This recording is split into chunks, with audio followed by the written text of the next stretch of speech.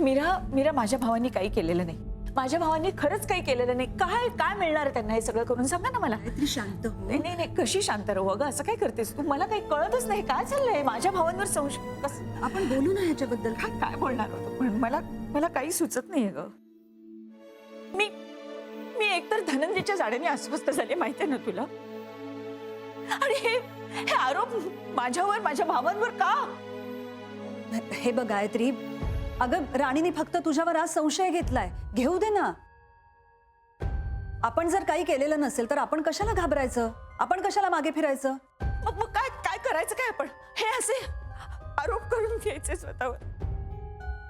हे बघ, आपण काहीही केलं नाही तर त्याचा फायदा राणीलाच होणार आहे. म्हणून आपण काहीतरी करायला हवं. पटवर्धन, तुमच्या येतंय लक्षात? राणीने असं अचानक ऑफिसमध्ये जाण्यामागे काय कट येते? ती काही तुम्हाला मदत म्हणून, तुम्हाला बरं वाटावं म्हणून, माणुसकी म्हणून नाही ऑफिसमध्ये गेलेली. ती ऑफिसमध्ये गेली तिच्या फायद्यासाठी. आज तिने गायत्रीवर संशय घेतलाय, उद्या ती तुमच्यावरही संशय घेईल. मीरा मीरा प्लीज प्लीज थांबवा हे सगळं प्लीज. मला नाही सहन होते. का थांबवायचं? म्हणजे काय राणीच्या विरोधात काहीच करायचं नाही? धनंजय कुठे गेलाय, तो काय करतोय याच्याविषयी काही माहिती नकोय का आपल्याला? हे बघ, आपण शांत बसलो तर त्याचा फायदा राणीलाच होणार आहे. आणि आपण शांत बसलो म्हणजे ती शांत बसेल असंही नाही. उलट आपण शांत बसावं हेच तिला हवंय ना. हो, पण ह्या सगळ्यामध्ये माझे भाऊ विनाकारण अडकले तर? पटवर्धन भाऊजी, भाऊजी तुम्ही ओळखता ना माझ्या भावांना? ओळखता ना? इतकी वर्ष ते कंपनीमध्ये काम करताय. म्हणजे माझा आणि धनंजयचा डिव्होर्स झाल्यानंतर सुद्धा त्यांनी आमचं नातं त्यांच्या कामामध्ये कधीही येऊ दिले नाही, कधीही नाही. मला नाही काही कळत आहे काय चाललंय हे. वहिनी, मला पण खात्री आहे तुमचे दोन्ही भाऊ असं काहीही करणार नाहीत. नाहीच करणार. मीरा, मला काय वाटतं आपण आधी ते दोघं कुठे ते शोधलं पाहिजे.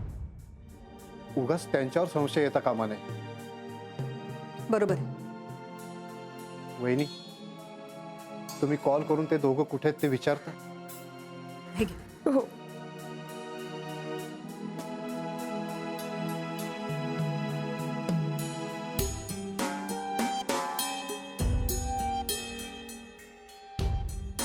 Not reachable. दोन्ही नंबर नॉट रिचेबल. काय काय करायचं आता? हा? काय करायचं सांगा ना.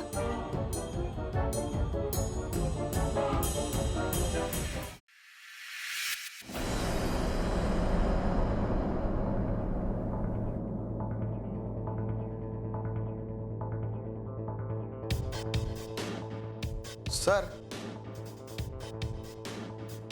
मला वाटतं तावडे साहेबांचा अंदाज करेक्ट आहे. काय आहे की बिल जर राणी सरदेसाईंच्या नावावर असेल तर त्यांच्यावर संशय घेऊन काहीच उपयोगाचं नाही. म्हणजे हे सगळं मीरा सरदेसाई घडवून आणते.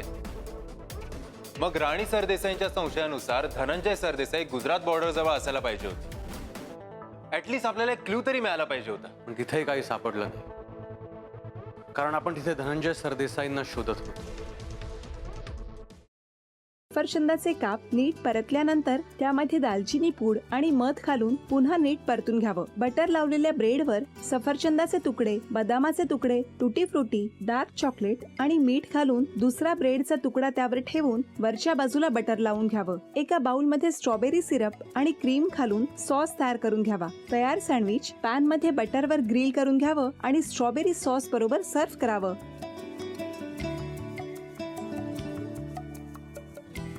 हे जेव्हा बोलत होते तेव्हा मी बघत होतो की या दोघांनी स्वतःचा संसार उभा केलाच, पण स्वतःच्या संसाराबरोबर अनेकांच्या आयुष्यात आनंद निर्माण केला. तो आनंद महत्त्वाचा.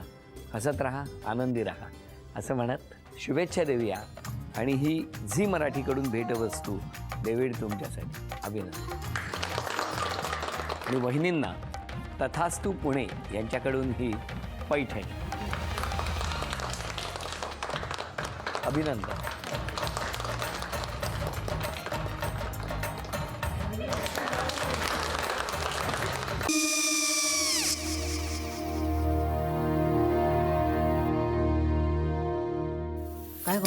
हा काय झालं काय झालं काय काय आले मी निकाल लावून आली आहे. हो पण तिची आईच काय बोलली तिला म्हटलं का सगळ्या निशाने आपल्या चुका कबूल केल्या का आई मी चांगलं सुनावून आली आहे. हं. त्या तिची बाजू घेत होत्या पण मी लक्ष दिलं नाहीये. खूप झालं आता. चांगुलपणा खूप झाला.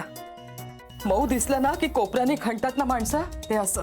अगो पण आईच म्हणली काय तिची पटला काय तिका मला माहिती नाहीये. आई मी तुम्हाला नंतर फोन करते. हो आणि आई बाबा जे बोलले त्याचं वाईट नका वाटून घेऊ. सॉरी. सॉरी काय त्या. नेहा आले. आई मी येते. होय काकू येते.